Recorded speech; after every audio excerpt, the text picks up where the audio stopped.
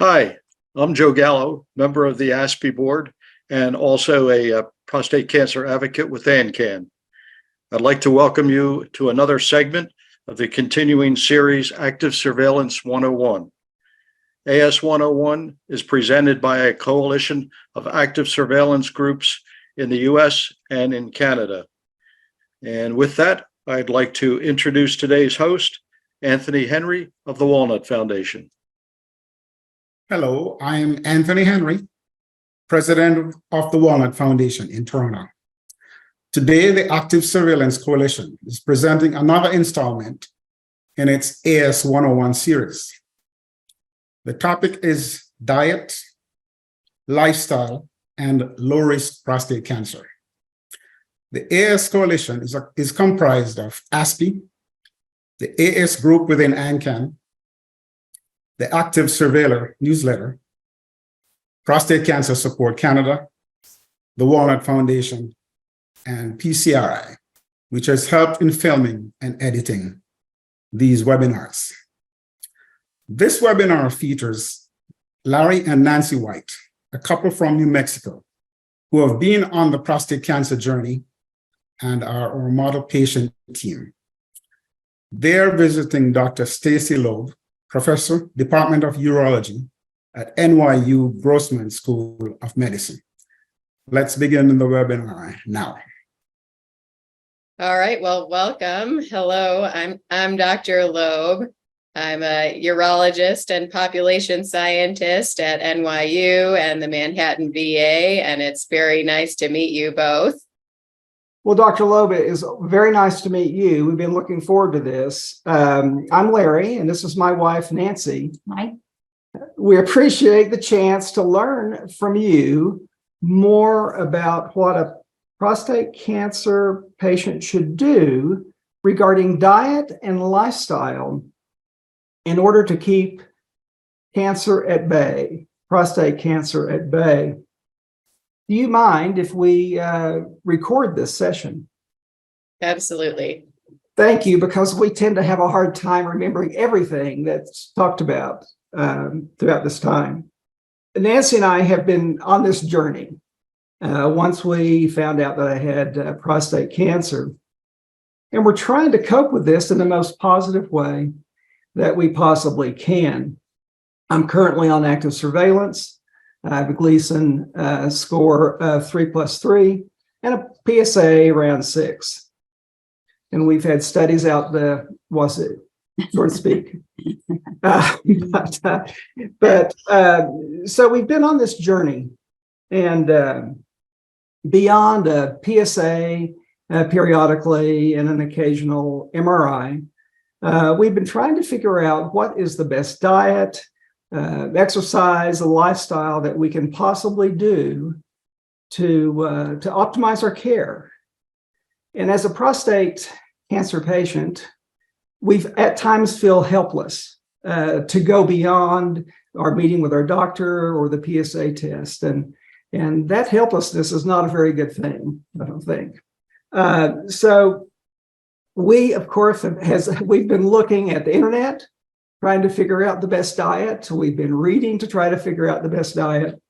And as you know, the internet is fairly confusing. But it seems like most of the medical literature talks about a plant-based whole food diet or Mediterranean diet. On YouTube, we might find a keto diet, carnivore diet, and Weight Watchers, of course, has been around forever, and Atkins has been an interesting one. It's confusing. We've also learned that active surveillance patients are probably going to die of something besides prostate cancer. And most likely cardiovascular disease, diabetes is another issue. But we're basically trying to find what is the optimum diet and lifestyle to lead a long and healthy life and keep cancer at bay. And so we're here with you to try to figure out, because we know you've done a great deal of research and practice, and can you help us figure this out? Can you help us move forward in a positive way? Well, that's just fantastic. So, Larry and Nancy, first of all, I want to congratulate you on this important mission that you're undertaking. I think it's so important for patients and their families to consider, not just surviving, but thriving with prostate cancer, as my colleague, Dr. Gio Espinosa, likes to say. And I do think that this is a very important opportunity for many patients with prostate cancer and families to turn around and really improve upon their lifestyle and maybe even end up healthier than before they were diagnosed with prostate cancer. So let's not think of this as the end. Let's think of this as a new beginning and a new opportunity to optimize health, because there's no question that how we treat our body and what we put in our body makes a difference.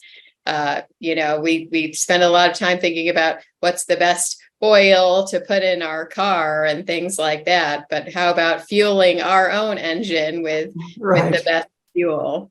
And so I think it's great that you're interested in this. It is extremely important for prostate cancer and overall health. And also that you have some skepticism over all this information on the internet. That's certainly another area of interest.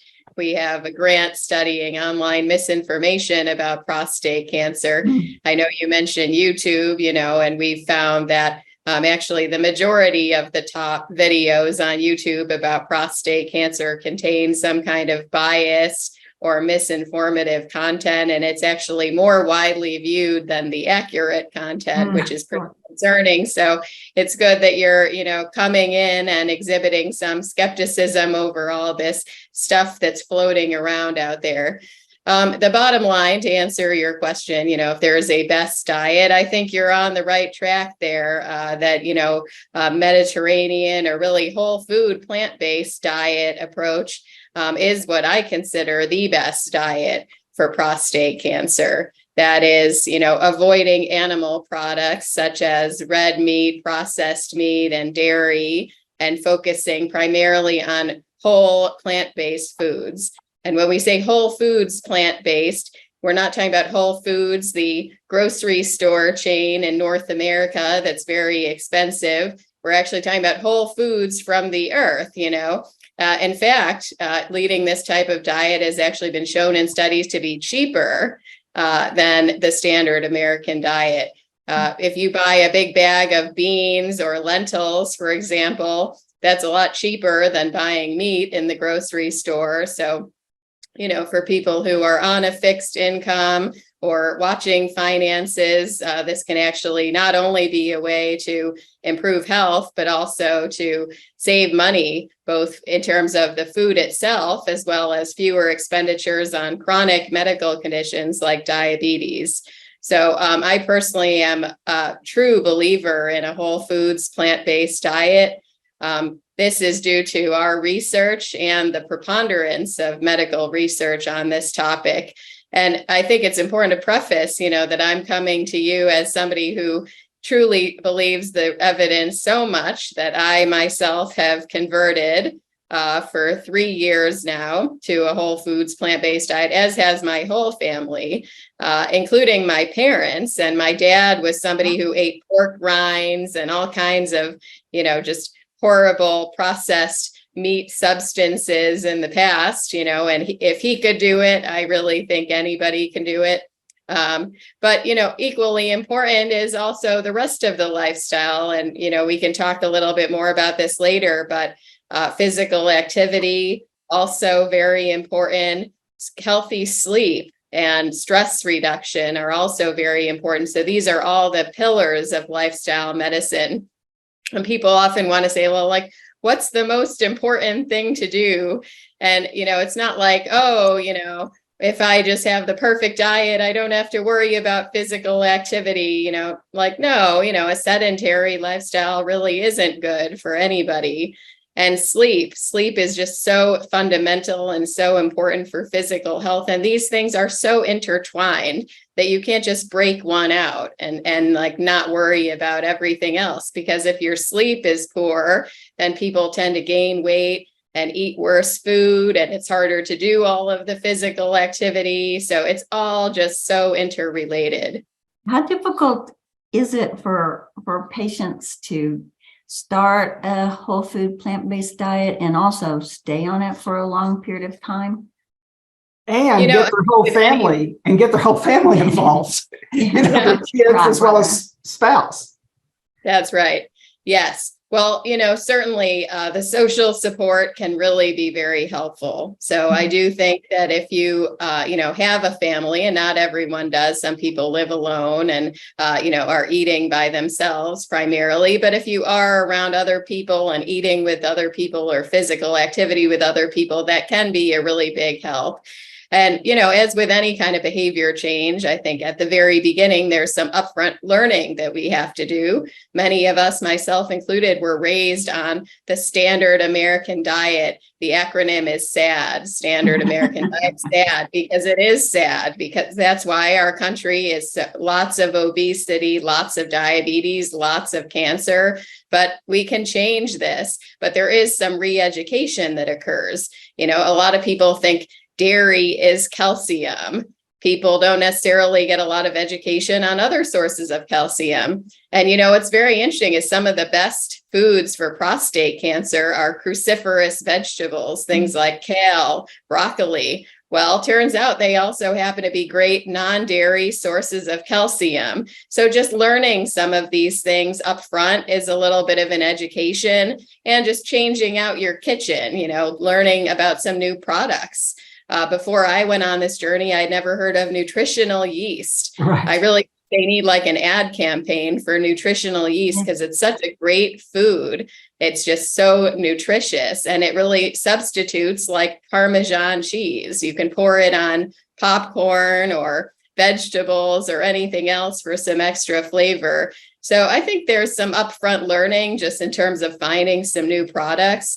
But then once you're in a new behavior for usually like at least 21 days, it really can tend to stick. So I think it's important to just find a time to start learning, maybe even just introducing some new plant-based foods each week before you start subtracting anything, just to expand the repertoire. So you don't feel like I'm deprived. I don't know what to eat. I can't eat anything. What do I do? Maybe just start with one new dish first. Maybe I'm going to have like a quinoa grain bowl, and that's going to be the first thing. Maybe I've never cooked quinoa. Turns out it's so easy. It's actually a really easy thing to make. It's a complete protein. This is a superfood, so maybe just try eating quinoa and before you even stop any other foods. So I think thankfully there are a lot of great resources. One thing that really helped me, I have to give a lot of credit to Dr. Scott Egner, one of my wonderful colleagues in the field, also somebody who's, well known in the active surveillance community. He heard that I was undergoing this journey, so he sent me a box of Purple Carrot, which is like a meal delivery service with plant-based meals that he had been using for years. And they send you all the ingredients and the recipes, and then you cook it. Now they actually have some prepared meals. But, their website actually has all the recipes for free for their meals. And I learned a lot, so much. I mean, I'm really just so grateful to Dr. Egner. He's actually sent this to a lot of urologists. So many of the urologists that are in the active surveillance community are actually, doing plant-based meals through Purple Carrot themselves. But bottom line, there's a lot of free resources online. You don't have to belong to any kind of subscription service.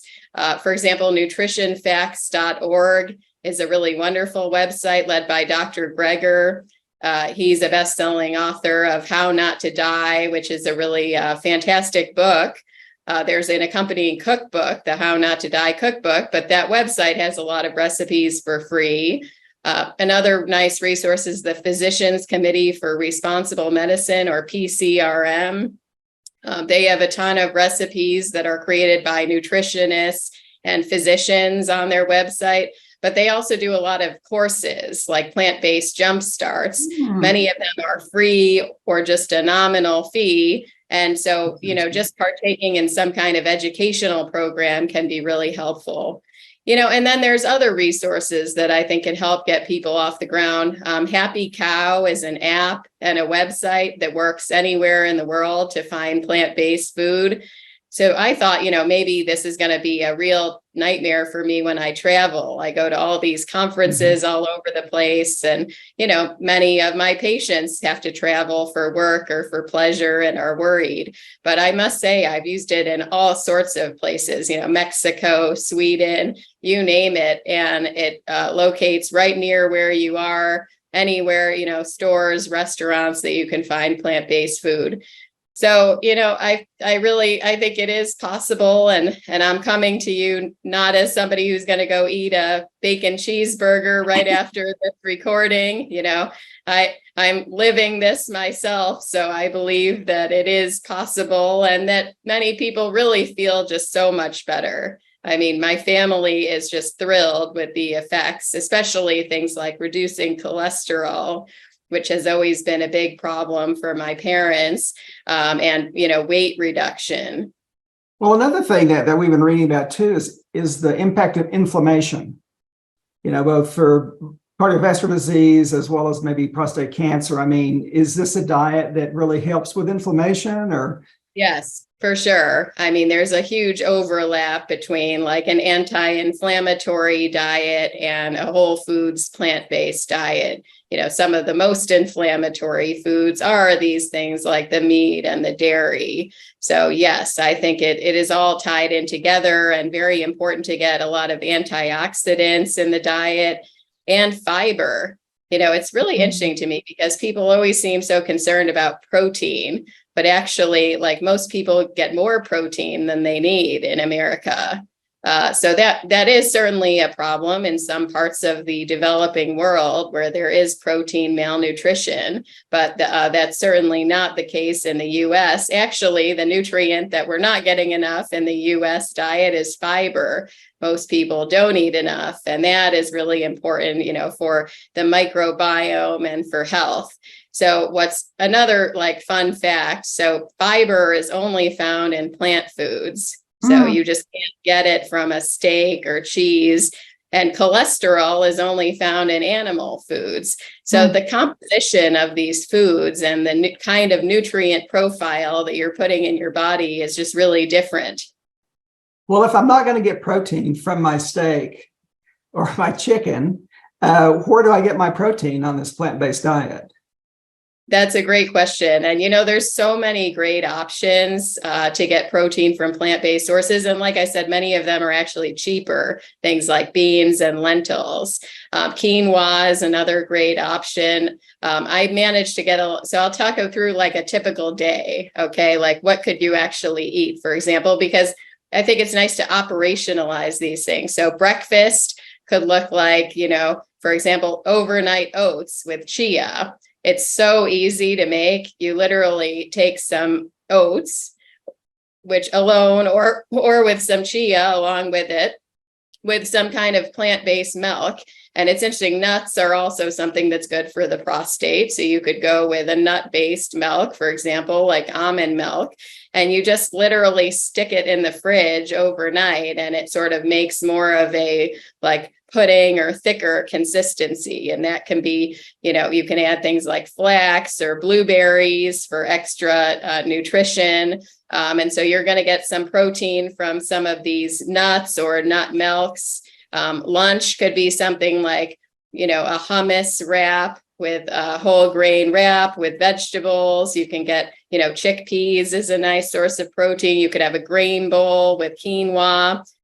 That's a wonderful complete protein. Quinoa, even with beans in there. A lot of vegetables have protein. Oatmeal has protein. The things that we think of as protein are just things like a big steak, but there's protein in a lot of places. So, and then things like tempeh, seitan, tofu, these are all very high protein foods. So a dinner could be like sauteed seitan. Tofu is really easy to make in an air fryer. That makes it nice and crispy, and it cooks up very quickly there. So just cutting it and stick it in there. It's quick, it's simple. So that could be paired with a broccoli. Another real hack could be using textured vegetable protein. It's this shelf-stable substance. You just like buy it on Amazon, huge bag, lasts a really long time. And if you want to have, your cooked tomato products for lycopene, which is very good for the prostate, just rehydrating some of this textured vegetable protein in the tomato sauce as part of a pasta dish or an Italian dish, this can add some extra protein that's cheap, and it has a texture kind of like a crumbled beef. So it can go in soups, it can go in tacos, and it is sort of flavorless. It really just takes on the flavor of whatever you cook it in. So that would be another nice thing. For the prostate, I think, the focus really wants to be on, trying to get ideally at least 5 servings a week of cooked tomatoes with lycopene. You want to have cruciferous vegetables every single day if possible. This would be things, there's a lot of them, luckily, broccoli, kale, bok choy, whatever it is that you like or that goes well with the cuisine that you eat. Excellent. Well, I'm sure you didn't come by becoming a plant-based whole food person without research. I know you do research. I mean, did your research, is that supportive of your diet, of your practice, and everything? For sure. Yes. So one of the big studies that we published on this was using data from the Health Professionals Follow-Up Study. So this was a collaboration with some very famous nutritional epidemiologists at Harvard University and University of California, San Francisco. And we looked at thousands of men in this study and what they ate over time and how that affected their risk of prostate cancer. And the men who consumed more plant-based food had a lower risk of developing fatal prostate cancer over time. So, that was really exciting. And, I've done a lot of research. I've been doing research for 2 decades. And, no matter what we did with the data, adjust the model for the amount of exercise, adjust for their body mass index. No matter how we spun the data, it was always the same association. It's a robust finding, So you could say maybe the people who eat more plant-based also do more physical activity. So maybe it was the physical activity. No, adjusting for that didn't change the results. So I think it is very robust. We also did a systematic review of the literature of people on actual plant-based diets, such as vegans, vegetarians. And there have been 5 interventional trials of these diets in patients with prostate cancer. The 2 main settings that it's been studied are active surveillance, which is relevant to this particular group. There's a randomized trial of patients on active surveillance who did a vegan diet with moderate physical activity and stress reduction. And those patients had a lower risk of progression of their cancer compared to people who did not do the lifestyle intervention. So, we have level 1 evidence, randomized data supporting this approach for patients on active surveillance specifically. But there have also been studies of patients who have biochemical recurrence after treatment for prostate cancer. And it was also found to be helpful in that context as well. So bottom line, I think we really do have evidence across the spectrum of disease in terms of both prevention of prostate cancer and most importantly of aggressive prostate cancer, as well as benefits for patients who already have prostate cancer to slow the progression of disease. And does it also have a similar benefit for cardiovascular health? Yeah, absolutely. So the lead author of the randomized trial for prostate cancer is Dr. Dean Ornish. It was done at the University of California, San Francisco. And he also published in, I believe it was JAMA, a few years before that on a randomized trial of a very similar intervention, a low-fat vegan diet, physical activity, and stress reduction in people who had coronary artery disease. And what they found in that trial is that there was actually a regression of the stenosis of the coronary arteries in the people who followed this diet, and fewer cardiovascular events. So I think your question is so important because we do need to think, especially in the setting of active surveillance, where patients are more likely to die from other causes than from prostate cancer, about the whole patient. And so having the same dietary recommendation that's good for cardiovascular disease and good for prostate cancer is great news. It's not, it's wonderful when the stars align and everything actually is coming together. And you know what, I'll mention one more thing. We just presented brand new data at the ASCO meeting. It's the main cancer meeting in the country, and it was just held in June. We presented some new data of patients with prostate cancer in the health professionals follow-up study, and we showed that consuming more plant-based food was also associated with better quality of life, because in terms of better erections, better bowel health, et cetera. So aside from the, oncologic aspects in terms of, progression of the cancer, it's also important to consider quality of life. And, there's certainly been a lot of data suggesting that eating more plant-based food is helpful in terms of erections in the general population. And it appears to the same thing is true for men who have prostate cancer. I'm sold. So if I'm a big bodybuilder weightlifter and think I need to eat a bunch of steak and eggs and bacon, I might be doing myself a disservice in terms of my sexual life. That's absolutely true. There's definitely some kind of, meat is masculinity myth.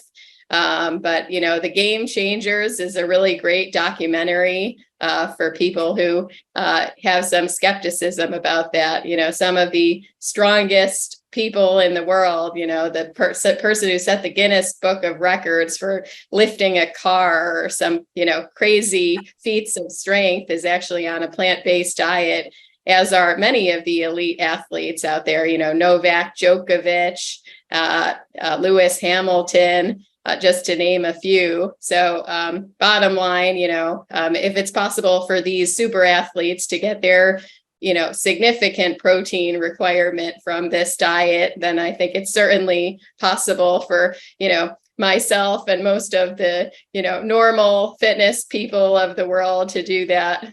Do you find any objective data on your own in terms of PSA decreasing or maybe nodules or tumors in the prostate by MRI? Do you see a decrease in PSA or even a decrease in what we might find on an MRI? Yes. So that's a really good question. And that is something that they looked at in Dean Ornish's randomized trial of the patients on active surveillance. So they published in the Journal of Urology that in the group who did the intervention with the vegan diet and physical activity, that their PSA actually went down in the first year by an average of 4% from the baseline, whereas the control group, the PSA actually went up by an average of 6% from the baseline. So I do think that with an intensive lifestyle intervention, it is possible to reduce PSA. Similarly, in men without prostate cancer, there was a study published about a year or two ago showing lower PSA levels in people who eat more plant-based food. Your question about MRI, that is not something that has ever been studied that I'm aware of in terms of whether you could see a regression of a tumor on MRI.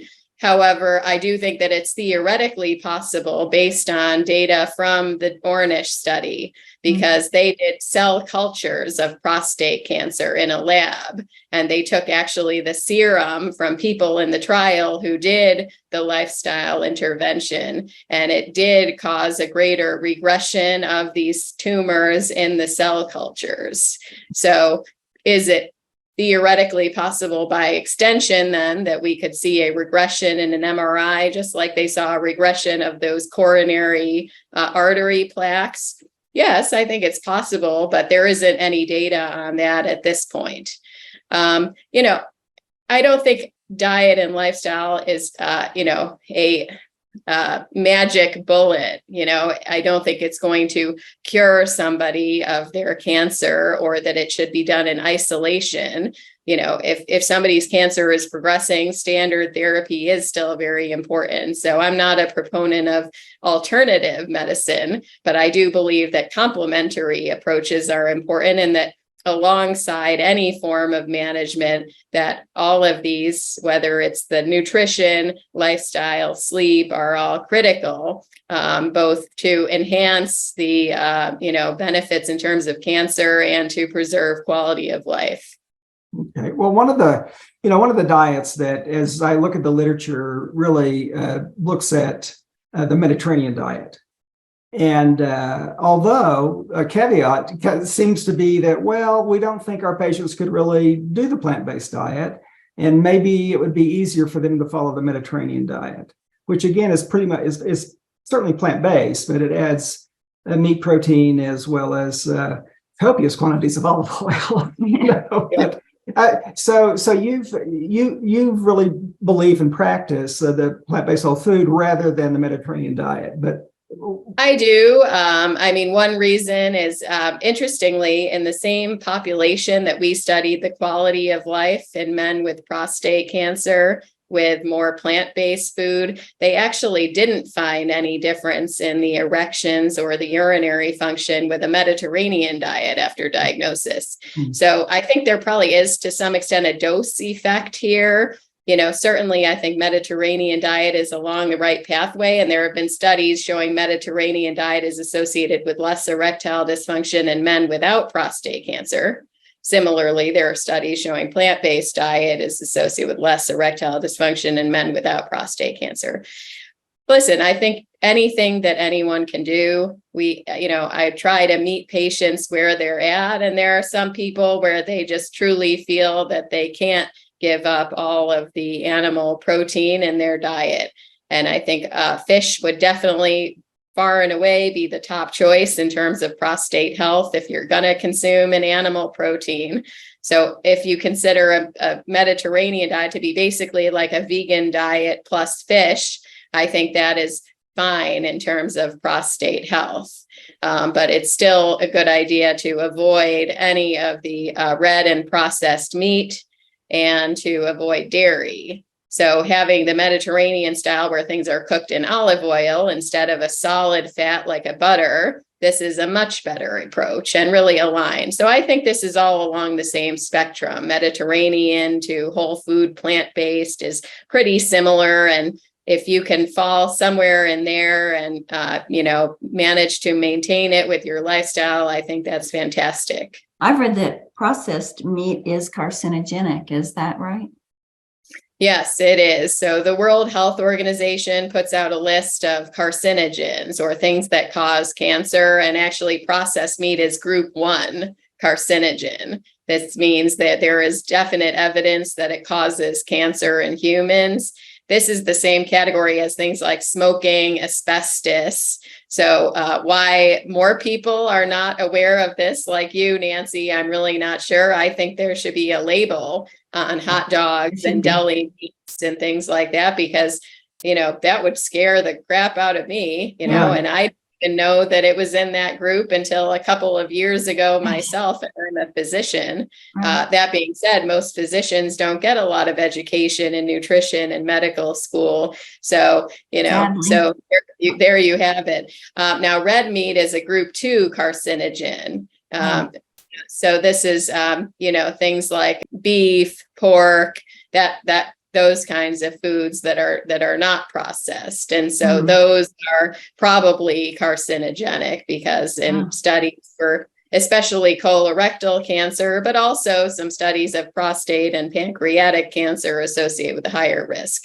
And I just don't think there's really a lot of need or benefit to eating any of those foods. So I really would recommend just staying away from that whole category. And like I said, if there was to be a single animal food in the diet for prostate health, in particular, and cardiovascular health, I think the best choice would be fish. Okay. Well, a lot of people I know anyway, and maybe myself included, have thought chicken was really healthy though. So everybody's really throwing chicken on the barbecue, A and lot of people. instead of maybe a big steak or something like that.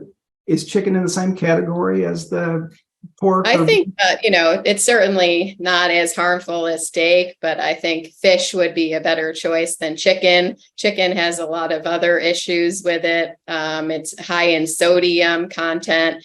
It's also very interesting new data that is linking especially chicken and to some extent pork with resistant infections. And so especially for an active surveillance population, I know we talk a lot about prostate biopsy infections and things like that. So there's a huge new study that came out suggesting that a lot of resistant infections of the urinary tract are also actually due to bacteria that comes from commercial meat samples, particularly chicken is a reservoir, followed by pork. So I think there's some other concerns with chicken. So I don't think it's specifically as harmful for cancer as its red meat cousins. However, I don't think it's overall the best nutritional choice for the diet. My goodness, you've really provided us with so much excellent information and even places to go to get more information. Right. I think. Yeah. And to get on the exercise path and take care of our gut, I guess, with more fiber and everything. And, yes. And on exercise and sleep, how much exercise is recommended to get the benefit?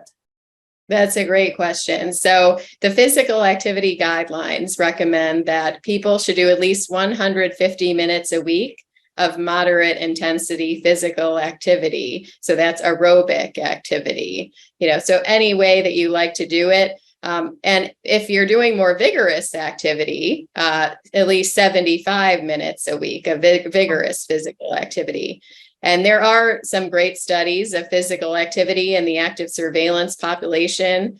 Just in the past couple of years, the ERASE trial was published, and this was a study of high intensity interval training in active surveillance 3 times a week.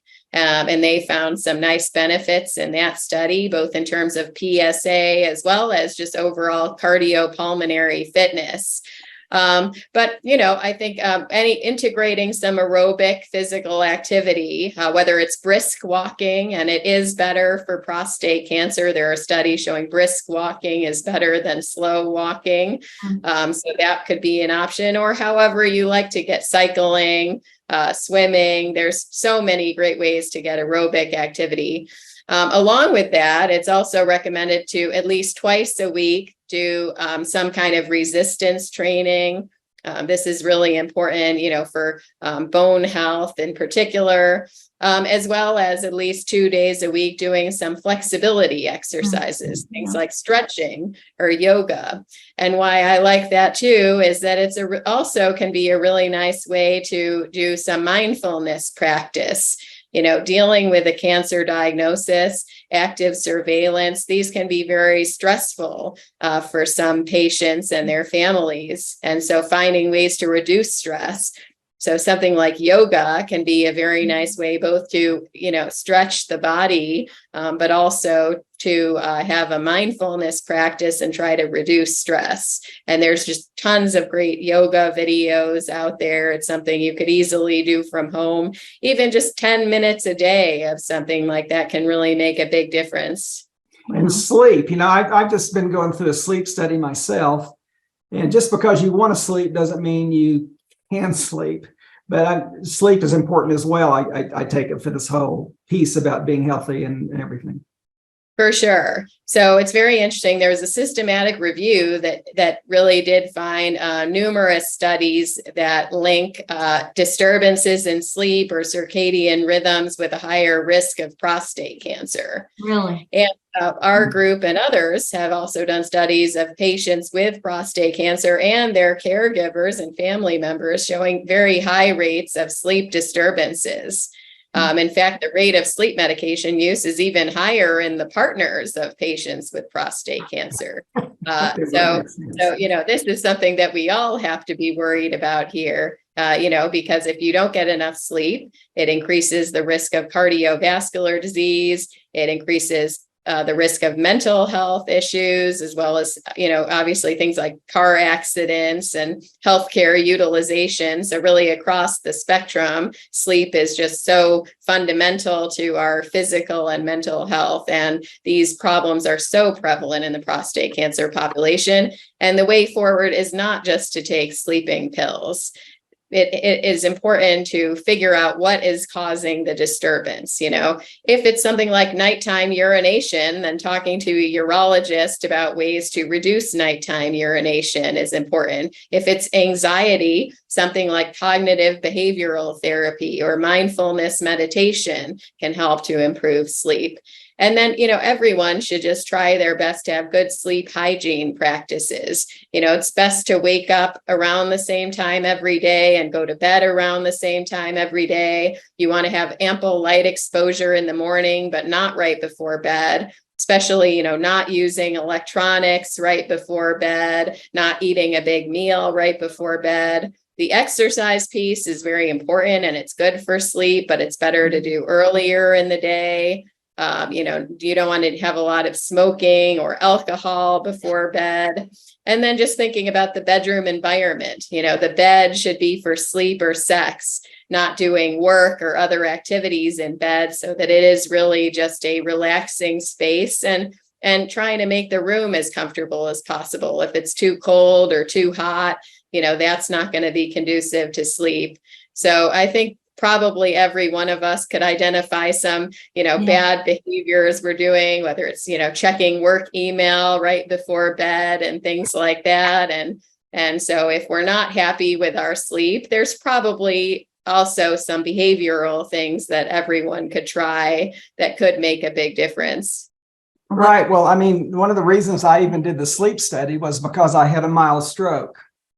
And my doctor said, you're going to get a sleep study. And my wife has told me for many years I snore and everything. Oh. So I went to get the sleep study. And not only did the sleep study person tell me that it can impact stroke as well, but also even nighttime urination. Yes. So I've had the sleep study and I'm waiting on my CPAP machine, which I'm really looking forward to. Yes. But I do want to be healthy, but that was one of the things I didn't know either about the stroke, cardiovascular, right. So many things related to sleep. So. Yeah. So, there's a ton of research recently on the links between sleep apnea, what you're describing, people who snore, with quite numerous different health conditions, and even in the urology space, close to home for me and for anyone, living with prostate cancer.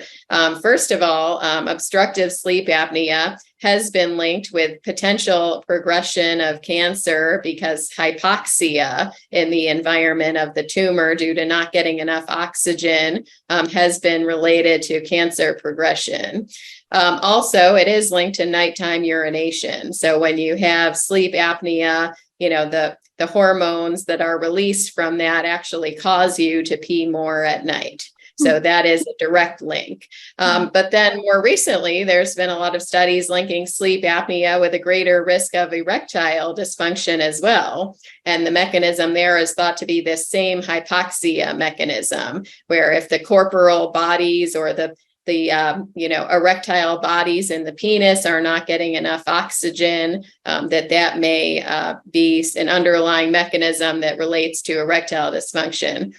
Dr. Mulhall at Memorial Sloan Kettering, his group has done some studies showing lower rates of recovery of erectile function after radical prostatectomy in patients who have sleep apnea. So I definitely think, if anyone who's listening to this, snores and hasn't had a sleep study, I would get in there and see a sleep doctor, because not only is it related to, cardiovascular health, but also to some of these urinary and sexual issues that we think about in terms of prostate cancer. So I think it's wonderful that you got checked out, and, getting, as much as, CPAP is going to be a big adjustment, getting that full oxygen overnight is going to help your whole body, including, the urinary and sexual tracts. Right, right. My word, coming to you like this, I mean, we've learned so much today. And the thing about it, I don't know that many doctors really have your level of information and research on these issues. Even nutritionists that I kind of follow or listen to are really not on this page. And certainly doctors, my own internal medicine doctor, in fact, may struggle with this kind of information. So how do regular folks find people like you to really move in this direction that we're talking about here? Yes. Well, there's the American College of Lifestyle Medicine is a board certification. So I'm actually working on that myself, because I think it would be very neat to be double boarded in urology and in lifestyle medicine, and provide some of this unique kind of expertise that I do think is very important, but lacking in the field. But they do have search tools to find lifestyle medicine specialists. And, I think this is just something that needs systemic change, to be honest. There needs to be greater emphasis on nutrition in the medical school curriculum. I do think there is some positive shift in that direction. So hopefully, the next generation of patients with prostate cancer will fare a bit better. Here in New York City, Mayor Eric Adams has had a lifestyle medicine initiative, because he himself reversed his diabetes with a whole food plant-based diet. So he wrote a book about his journey from going blind from diabetes to completely reversing diabetes with his whole foods plant-based diet. It's called Healthy at Last. But I think related to this personal experience and passion for the topic, he's actually caused all of the New York City public hospitals have a lifestyle medicine program for people to learn whole food plant-based nutrition to help with diabetes management and cardiovascular health. And additionally, he has budgeted so that any healthcare professional in the state of New York can take a lifestyle medicine curriculum for CME credit, or the medical education credit, for free. So that is being promoted and advertised. And so people can take this course to learn more about this. But from the bottom up, for instance, I recently gave a lecture for the new culinary medicine elective at the New York University School of Medicine.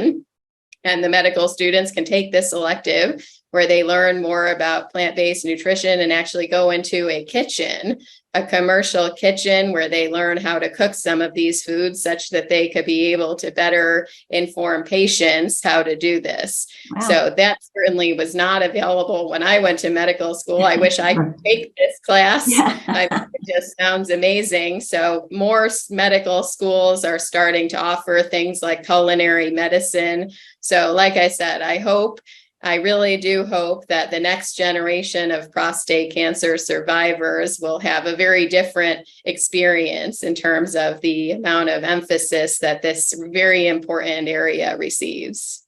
Right. Wow. Do you have anything at all to say about alcohol consumption and cancer? The data are pretty mixed on alcohol in terms of prostate cancer. I would say my general take-home message from the research is that consuming, a moderate amount of alcohol, like 1 drink per day, particularly of wine, is not harmful for prostate cancer specifically. Now, there have been some studies that consuming a higher amount of alcohol, like more than 3 drinks a day, for example, could be harmful in terms of prostate cancer. So we generally tell patients just to, moderate intake, particularly red wine, which even had some benefit in one study of prostate cancer, is okay. But, I would really try to stick to, less than 2 drinks per day for men, and 1 drink or less per day for women. Well, That's my last question. is there anything else you can add? I think you've answered our questions and really provided so much great information for us. I think we have a pretty good path now to, and of course, we're going to head up to New York and see you, I think, occasionally. Well, thank you. I'm glad it was helpful. And, I hope that others who watch this conversation, first of all, have, the great attitude and interest that you have in, using this as a very positive opportunity to improve your overall health and well-being. Well, I think that it's so important, because as we find out we have prostate cancer, when I first started this process, I was just ready to have surgery, get it removed and move forward. And my whole attitude has changed. And I know I've had much more hope talking to the people in this forum. And today you've provided, I think, even more avenues for hope as well. So I think that's critically important. So again, thank you very much. Well, great meeting you both, and thank you so much. Thank you. Thank you so much Thank for all the you. information. We appreciate your time and interest. Thank you. I'd like to thank Nancy, Larry, Dr. Loeb, and all involved in this production. The hope always is that this leads to improved health outcomes for patients. Thanks again for all your contribution to this effort.